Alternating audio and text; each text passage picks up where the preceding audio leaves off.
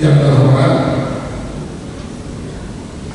Dirjen Perdagangan Iklim dan Jaringan Hidup mewakili pejabat dari Kementerian Dalam Negeri, pimpinan DPRD Provinsi NTT,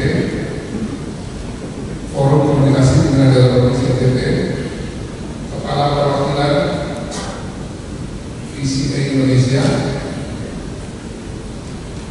analis kebijakan, ahli muda perwakilan Direktorat Sinkronisasi Pusat Perda, Dirjen Bank Ibu Wina Yuda Ustari. Terima kasih. Kemudian yang dari perwakilan Deputi Bidang Pangan di Sdn yang ke-12, Bapak Ibu. Oke. Kemudian perwakilan Dirjen Pengendalian Perubahan Iklim, Kementerian Dalam Negeri Ibu Dia. Terima kasih.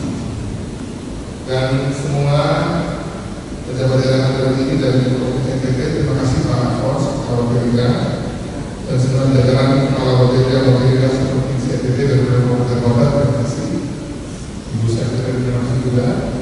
Dan yang mewakili dari semua narasumber dan mitra yang ada ini, dari jurnalis, terima kasih Pak, dan semua teman-teman dari TVRI yang sudah bertemu saya, dan juga tentu Bapak Bapak Agama, kenapa Bapak Bapak Agama ini? Urusan ini macam-macam untuk Bapak. Saya kenal mereka di berbagai urusan-urusan kemanusiaan yang ini. Sampai. Salam. Assalamualaikum warahmatullahi wabarakatuh. Om Swastiastu. Namo Buddhaya. Salam sehat, salam kebajikan, dan salam bahagia untuk kita semua. Untuk dia salam bahagia, salam bahagia. Orang kaya itu menuju bahagia, orang sehat menuju bahagia, orang bahagia itu pasti dia sangat kaya, sangat sehat dalam urusan ini. Jadi dia berusaha bahagia.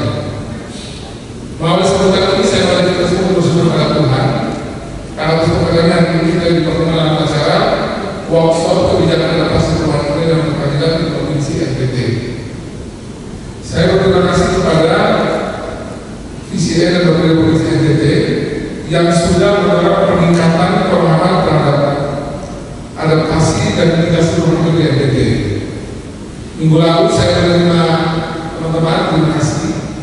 Saya di beberapa bagian tambahan dari teman-teman, teman-teman NGO dari berbagai lembaga ini menjelaskan kepada saya betapa pentingnya. Dulu kita bicara soal perubahan iklim, sekarang dia lebih maju lagi, perubahan iklim merupakan tantangan yang semakin mendesak dan memerlukan tanggapan yang cepat dan efektif secara global, nasional, daerah, bahkan sampai level terkecil dan rumah tangga. Saya yakin kita semua merasakan peralihan periodisasi iklim yang tidak menentu dibanding puluhan tahun silam.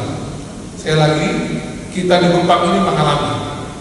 Contoh kemarin, saya pergi ke Rote menemani Gubernur Maluku, perginya lewat Tugu Afu masih aman. Pulang kami nyaris sudah begini-gini dia punya kapal. Syukur doa Gubernur ini doa kuat dari bersama rombongan dari kami pokoknya melewati dengan tenang. Buku Afu dari mana? Jadi yang mau lewat Buku Afu ya bolehlah mencoba. Pulang itu masih ada kisah kasih di sekolah itu kisah kasih di Buku Afu. Kadang-kadang ada lebar-lebar terus ada jantung tsunami. Musim kemarau disertai kekeringan panas bisa memakan waktu yang panjang, serta perubahan pola dan intensitas curah hujan yang tidak menentu. Ada semacam anomali iklim yang memberikan tekanan yang berat terhadap degradasi lingkungan. Banjir, tanah longsor, kebakaran, kelangkaan sumber daya air, dan kegagalan panen karena kekeringan merupakan bentuk ancaman anomali iklim yang sering terjadi akhir-akhir ini. Hal lain yang sering ditemui adalah ada bencana alam yang terjadi akibat peristiwa cuaca ekstrim yang sering terjadi. RPJPN 2025 di tingkat pusat mengidentifikasi perubahan iklim sebagai salah satu tantangan Indonesia selama 2 dekade ke depan. Berarti sampai dengan 2025 ini kita akan menikmati, merasakan melalui yang namanya perubahan iklim yang tidak mudah ke depan.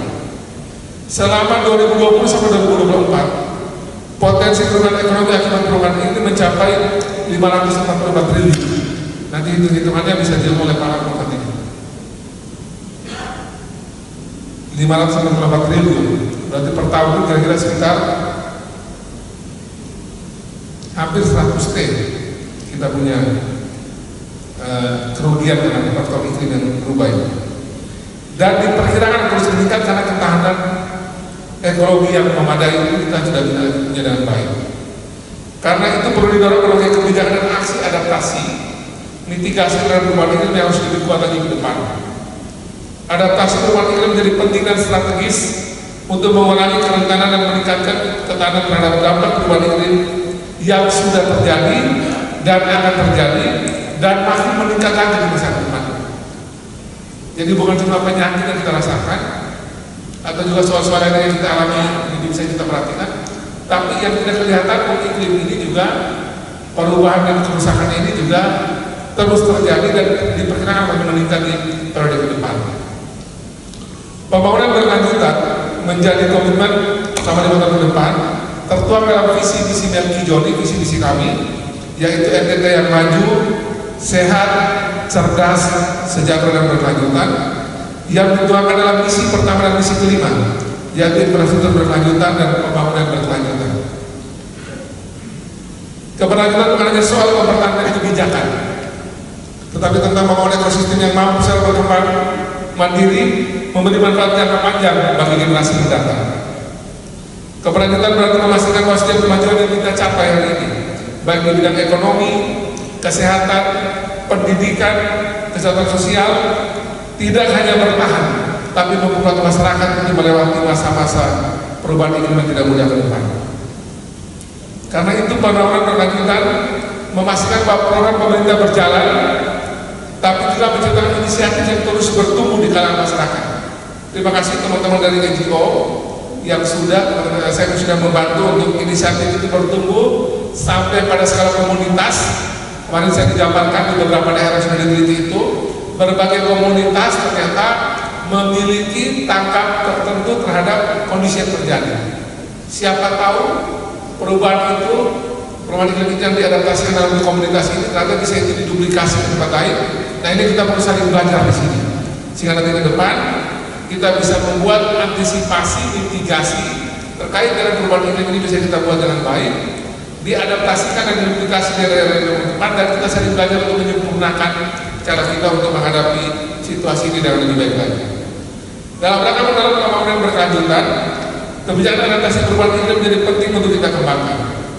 Dalam berbagai kunjungan ke 21 kabupaten dan kota Kupang, saya menemukan bahwa upaya menjadikan NTT sebagai daerah penyokong swasembada pangan nasional masih terkenal oleh terutama sumber daya air yang terbatas.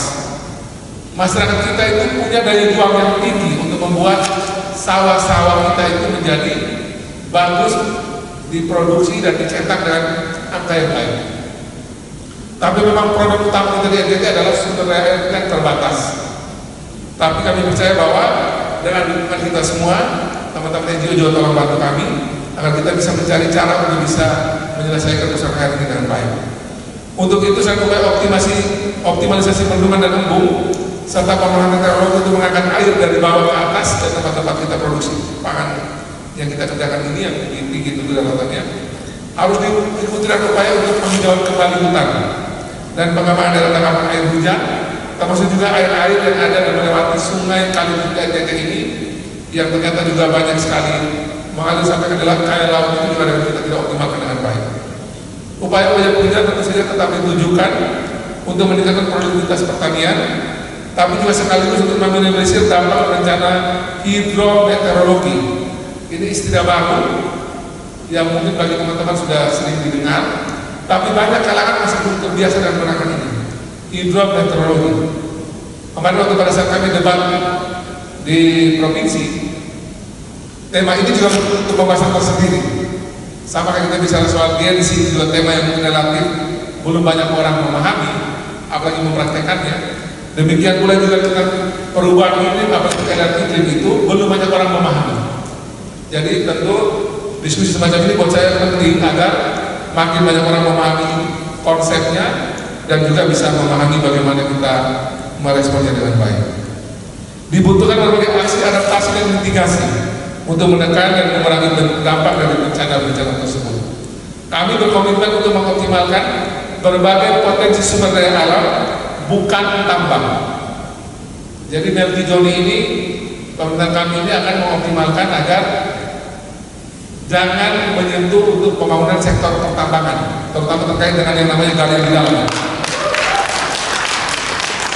Jadi sejak awal tambang ini bukan menjadi target utama kami, karena kami tahu bahwa ini adalah salah satu yang pasti menimbulkan provokasi tinggi di sini. Walaupun juga kalau bicara soal ini nanti kami ditanya lagi soal dengan geothermal. Nah, kalau geothermal ini diskusi sendiri, kami akan membentuk tim independen. Nanti itu berisikan dari berbagai kampus.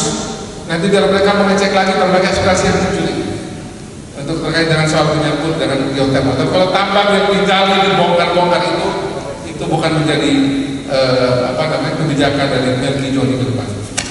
Melalui kolaborasi dengan berbagai stakeholder, kami sedang berproses dalam penyusunan RAD API Provinsi NTT tahun 2025-2045. Kami menyadari bahwa upaya adaptasi mitigasi perubahan iklim memerlukan dukungan yang kuat dari berbagai pihak, sektor swasta, masyarakat, teman-teman LSF, lembaga internasional dan berbagai pemangku kepentingan lainnya.